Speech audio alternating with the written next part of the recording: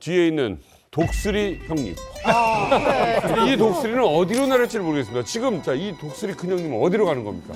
너무 재밌지 않습니까? 그 중일 간의 갈등이 심화되면서 심판을 찾는데 그 심판을 미국에서 찾고 있어요.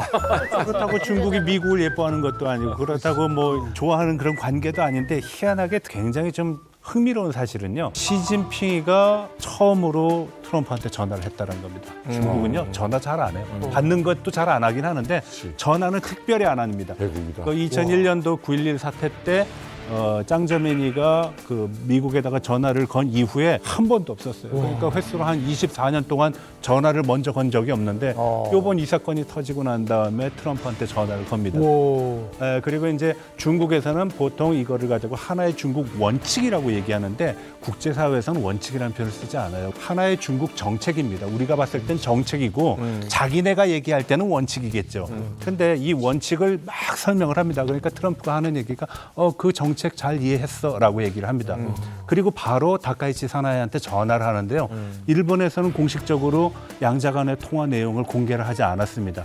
그래서 많은 사람들은 트럼프가 지금 중립적인 입장을 취하고 오히려 중국에 손을 들어준 듯한 모습을 보이는 게 아니겠는가라고 하는데 전화를 해서 얻은 거라고는 하나의 중국 정책을 미국으로부터 이해를 받았다라는 얘기를 들은 것뿐인 것 같아요. 그러니까 그 내용을 이해했다지 거기에 동의한다도 그렇죠. 아니잖아요. 그래서 영어로 우리가 보통 그 외교 관계를 수립했을 때 중국은 하나의 중국 원칙을 인정했다라고 표현을 해요.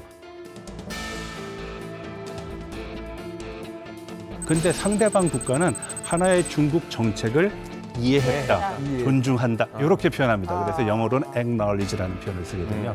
여기는 굉장히 큰 차이가 있다는 걸 우리가 알아야 돼요. 자, 그런데요. 이게 시진핑 입장에서는 대만 문제로 내가 뭐 전화를 했다.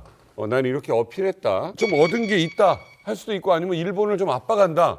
라는 의미가 될 수 있습니다. 그런데 그러면 트럼프가 다카이치와 이제 통화한 건 뭐냐? 시 주석과 트럼프 대통령이 통화하고 바로 다음 날 재밌는 건 트럼프 대통령과 다카이치 총리가 통화를 했어요. 그럼 이거 누가 해야 돼? 하루 상관으로 이제 전화 통화를 한 거라 굉장히 흥미로운데 그 사실 자체로도 중국이 의문의 일패를 당한 겁니다. 중국의 어떤 내부의 국내 문제를 갖고 일본이 참전을 했는데 왜 미국과 통화를 해서 도와달라고 시진핑 주석이 전화를 합니까?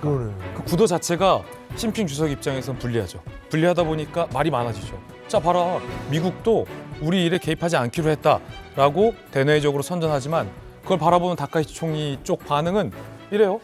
미일 공조를 재확인했다 하고 침묵합니다. 더 길게 말할 필요가 없는 거예요. 월스트리트 저널에서 두 정상 간에 트럼프 대통령이 다카이치에게 대만 문제로 베이징을 자극하지 말라라고 이른바 훈수를 줬다라는 보도가 나오긴 했는데 저는 이게 한 절반의 사실이라고 봐요.